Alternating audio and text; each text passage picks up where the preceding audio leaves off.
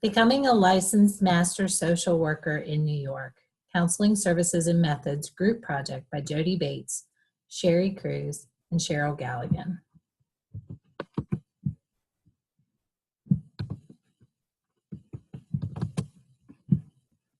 Our presentation will cover how to become a licensed master social worker in New York.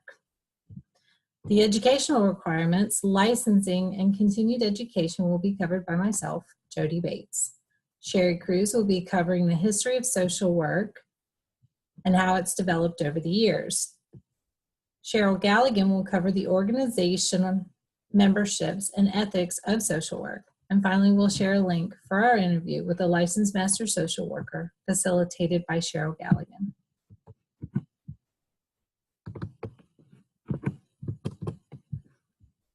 Educational requirements. Due to the competitive nature of this field, an advanced education is becoming a necessity. Even entry-level positions in the field require a bachelor's degree to secure an interview. Many positions require a master's degree, and in some cases, a doctorate is required. All 50 states require that the program of study is accredited by the Council of Social Work Education.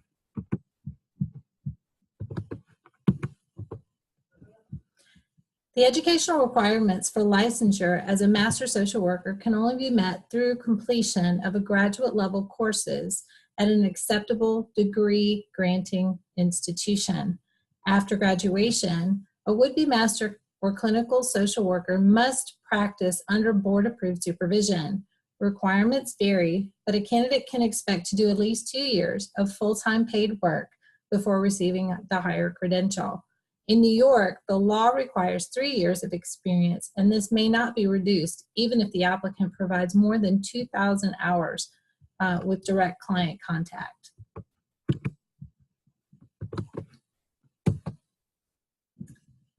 The state of New York requires that all licensed master social workers pass a master's level exam from the Association of Social Work Boards.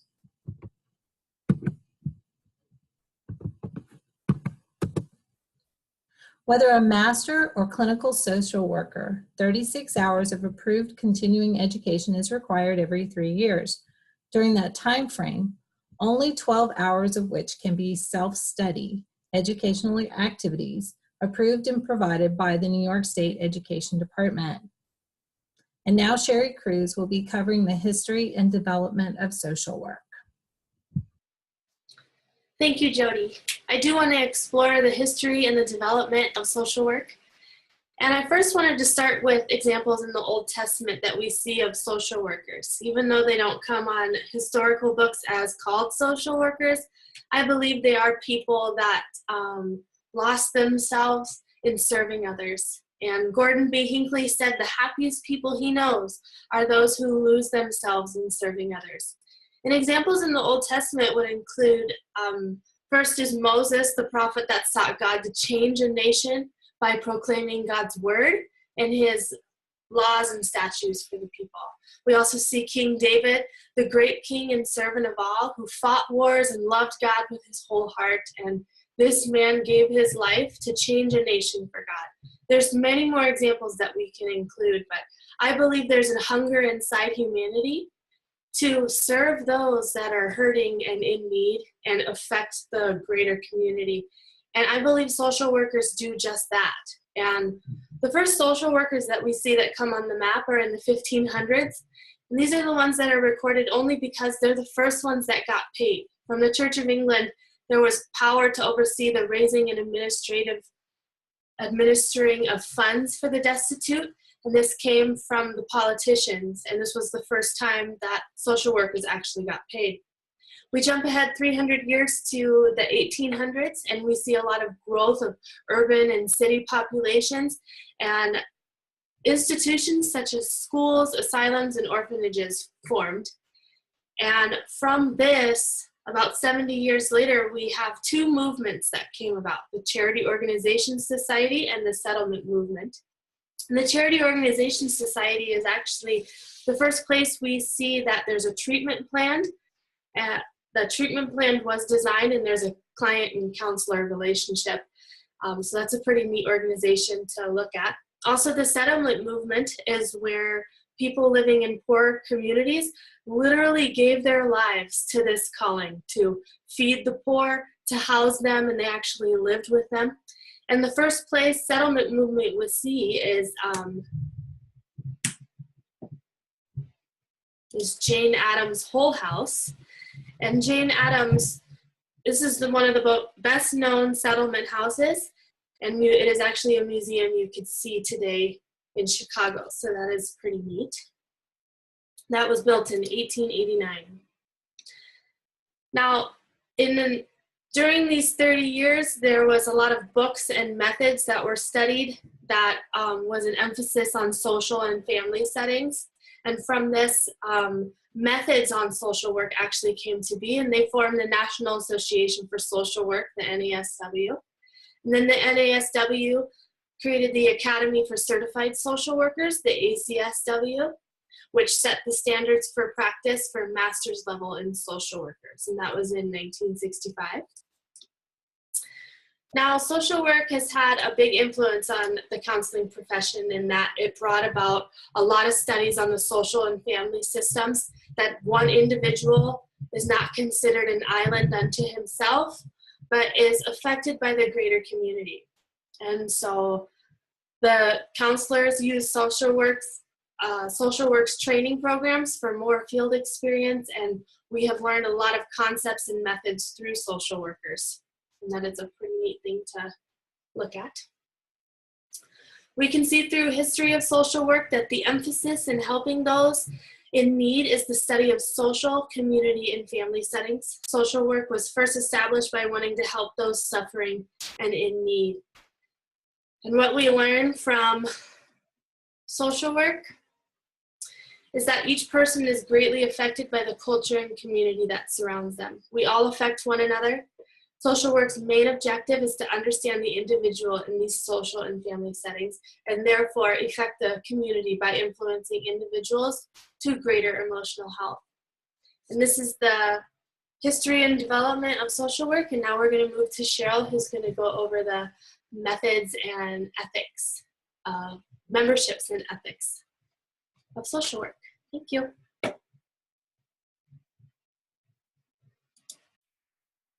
Thank you, Sheri.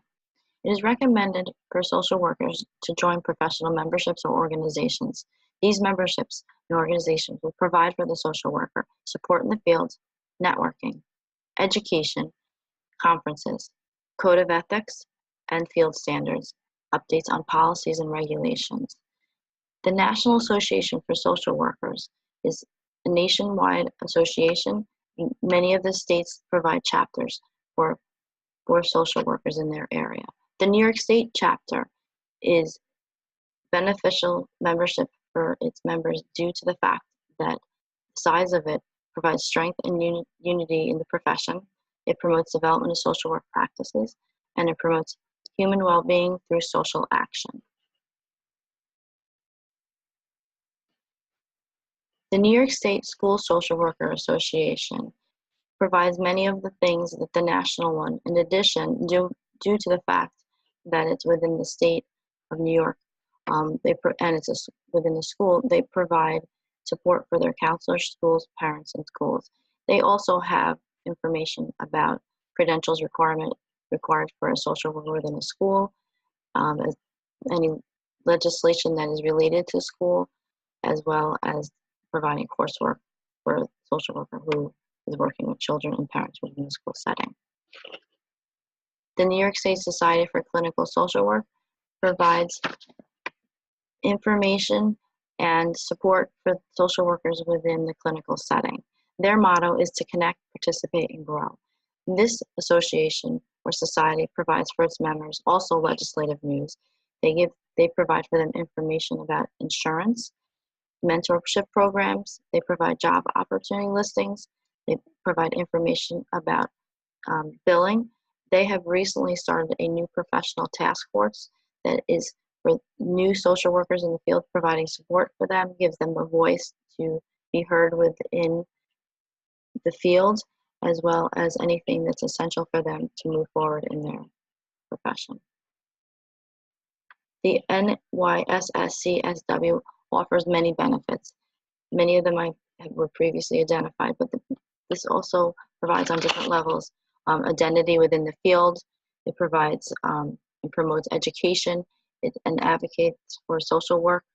It builds professional contacts, as well as there's a huge network of people that can communicate through email due to the size of the state of New York, between Long Island, the city, and upstate New York.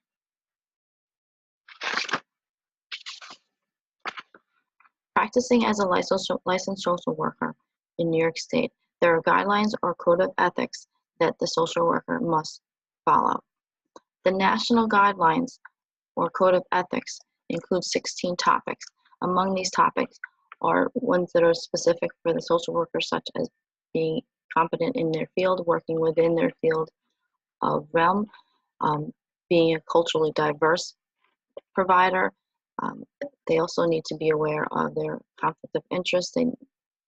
The Code of Ethics provides for them the rules for privacy and confidentiality, how to interact with your clients, what's appropriate, what's inappropriate, how to deal with payments if you are in a private practice, as well as if there needs to be an interruption in service or termination service, how to handle that with their clients.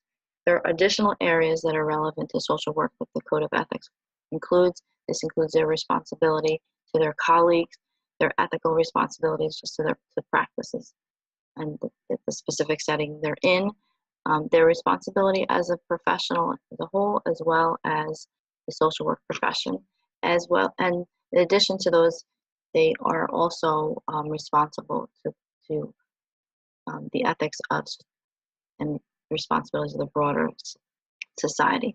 New York State follows these code of ethics. They have just condensed them in a different format. I had the pleasure of interviewing a licensed master social worker. She works in a high school setting. It's a special ed program. She's been there almost 30 years. She really enjoys her position. She finds it to be challenging because of the issues of the legislation between the state and the federal laws. The issues are not with the kids or the counseling as a whole. It's more of whatever's going on within the agency or the federal government. She chose social work because she loves working with the kids. She initially worked in a psychiatric hospital and found that she really enjoyed working with kids, decided to be a special ed teacher, went to school to be a special ed teacher, but found she would rather be a social worker because she enjoyed that interaction as opposed to being a classroom teacher. In regards to ethical challenges she faces daily, or because she's in a school setting, it defines how they work, which means it's more of addressing issues that affect the students in school as opposed to outside of school. She is able to work with the parents and have communication with the parents, but it's a different type of therapy than would be outside. It's all related to the educational setting. In regards to her daily duties, she is there to provide counseling. Mainly, she provides support to both the administration and other staff, as well as the classroom teachers. She is bilingual, so she helps the school stay in communication with the Hispanic families within the program. Now Jodi is going to summarize our PowerPoint presentation for us. Okay, so throughout this presentation, we learned that social workers obtain proper training and educational requirements to become professional and ethical counselors in the field. And social workers see individuals from social and family settings and therefore affect the community toward emotional health. And as a final note, here is a link to our interview and our reference pages. We thank you, and we hope you enjoyed this presentation.